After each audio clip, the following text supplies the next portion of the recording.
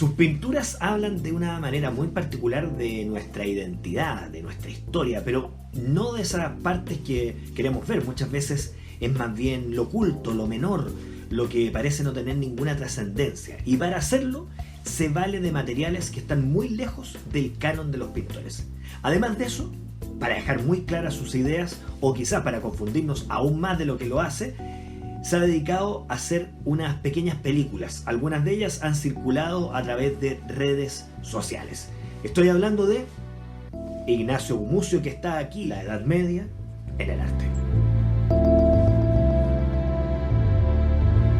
Ignacio Gumucio es pintor, pero sus materiales no tienen nada que ver con lo que usan normalmente los pintores.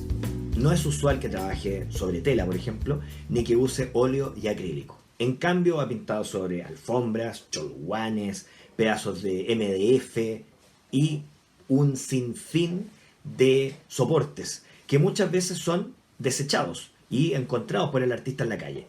Y para pintarlos, esmaltes, látex, pasta muro y también materiales que no usaría un artista y sí podríamos esperar que usara un constructor o un carpintero. Entonces hay ahí una cuestión poética que tiene que ver con rescatar los materiales y los oficios de aquellos que no se dedican al arte. Por lo tanto, hay una conexión directa con la vida. En ese sentido, Gumucio conecta con movimientos del pasado como el dadaísmo de una manera inusual, quizá inesperada, que es a través de los materiales.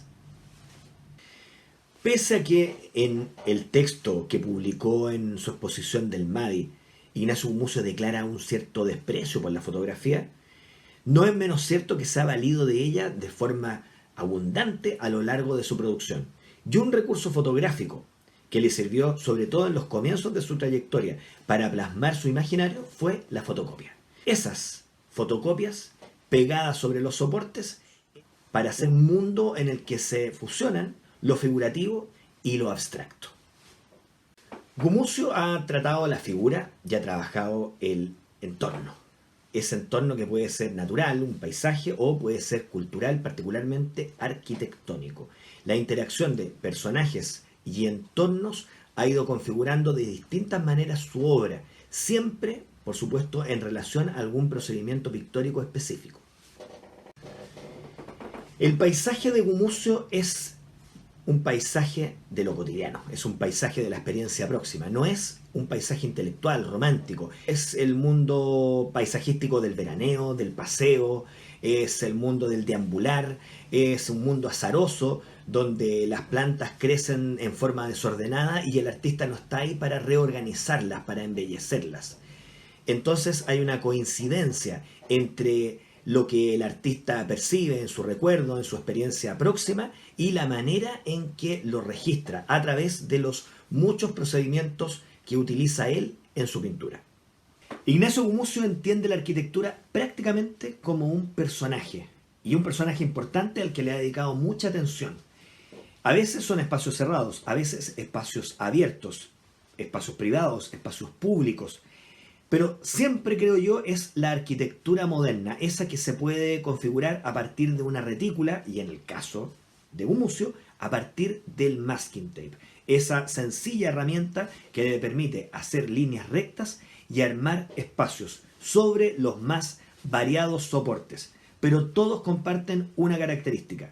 Los lugares que representa permiten desarrollar la sociabilidad de un sujeto con otro, de una comunidad e incluso a veces un espacio de encierro, de ensimismamiento. La arquitectura como celda. El mundo de Gumucio está poblado por personajes, pero en general son personajes anónimos. Ahora, no por anónimos son genéricos, tienen una especificidad dada por la observación, dada porque en muchas ocasiones provienen de referencias fotográficas concretas. Pero, insisto, en la anonimia. Esa anonimia tiene que ver con una cuestión poética más amplia, y en la de rescatar aquello que muchas veces la historia, la prensa no reivindican y que la memoria y la percepción muy particular del artista considera relevante, considera que es digno de pasar a la pintura. Los chilenos hemos tenido desde prácticamente siempre una obsesión con quienes somos. Hablamos de nuestra insularidad, hablamos de lo vertiginoso de nuestra geografía y la posible influencia en nuestro carácter, etcétera, etcétera, etcétera. Esa obsesión ha acompañado a artistas e intelectuales. Gumucio creo que no está ajeno a ella. Sin embargo, en vez de tratar de dar definiciones, más bien lo que plantea es lo contrario. Es la imposibilidad justamente de definirnos. Creo que el tratamiento pictórico, la naturaleza de sus materiales, da cuenta, creo yo, de una cierta condición hechiza, fallida, no acabada, no resuelta. Eso podríamos ser los chilenos, eso podría ser una poética, no de la derrota, pero sí de la suspicacia.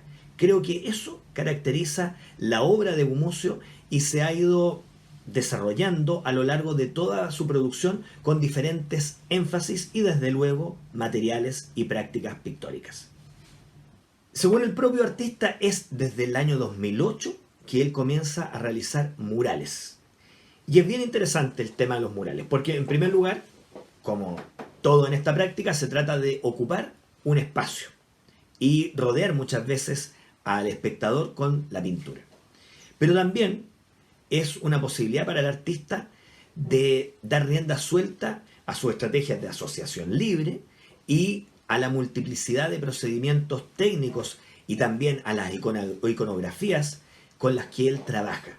El mural entonces es un ejercicio que fuerza a Gumucio a expandir sus recursos, a desarrollar su imaginario y además en un tiempo limitado, porque generalmente estos encargos están desarrollados dentro de un marco temporal muy reducido y son expuestos además para luego ser borrados, ser destruidos.